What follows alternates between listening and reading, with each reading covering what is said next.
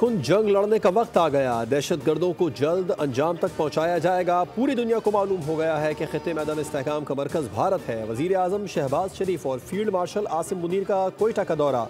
School bus पर हमले में जख्मी बच्चों की अयादत की।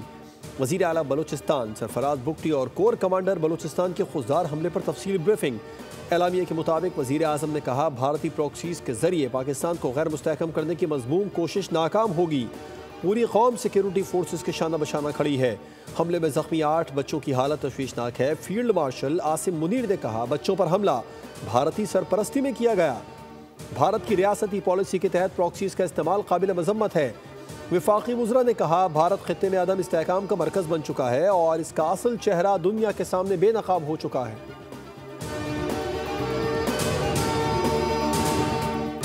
खुशदार में भारतीय सरपरस्ती में दहशतगर्दों का बुज़दिलाना हमले में 3 तालिबात समेत 5 अफराद शहीद हो गए। ISPR के मुताबिक दहशतगर्दों ने स्कूल जाने वाले मासूम बच्चों की बस को निशाना बनाया।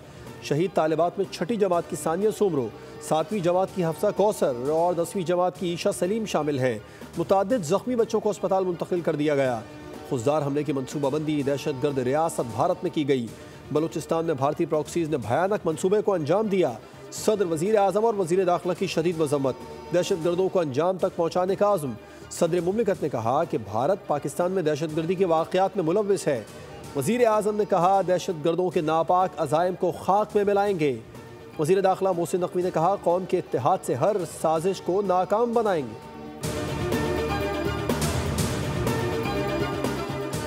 खुशदार हमले का बदला ज़रूर लिया जाएगा। भारत जंग में अपनी शिकस्त छुपाना चाह रहा है।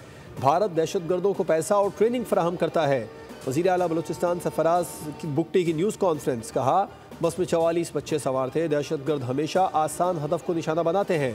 हमला करने वालों को चुन चुन कर जहन्नुम वासिल किया जाएगा।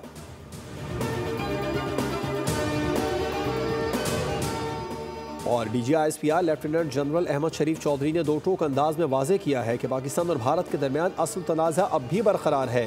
भारत को अगर जंग चाहिए तो फिर जंग ही सही, हम जंग के लिए भी तैयार हैं। BBC को इंटरव्यू देते हुए उन्होंने कहा कि पाकिस्तान और भारत के दरमियान एटमी जंग महज बेवकूफ़ी होगी। भारत हर चंद साल बाद एक झूठा बयानिया घड़ता है। दुनिया अब भी जान चुकी है कि भारत का पहले दिन से मौक़िफ़ बेबुनियाद था। भारत घमंड का शिकार है। हालात को देखें, 10 मई के बाद कितने दिन गुजर चुके हैं, मगर भारत में जो बयानिया चलाया जा रहा है वो अब भी जारी है। भारत की हुकूमत में कोई भी पहलगाम वाक़े से मुतालिक सख्त सवालात नहीं कर रहा। पाकिस्तान ने भारत को नपतुला, मरबूत और मुतनासिब जवाब दिया, जिसके बाद भारत ने पीछे हटना शुरू किया।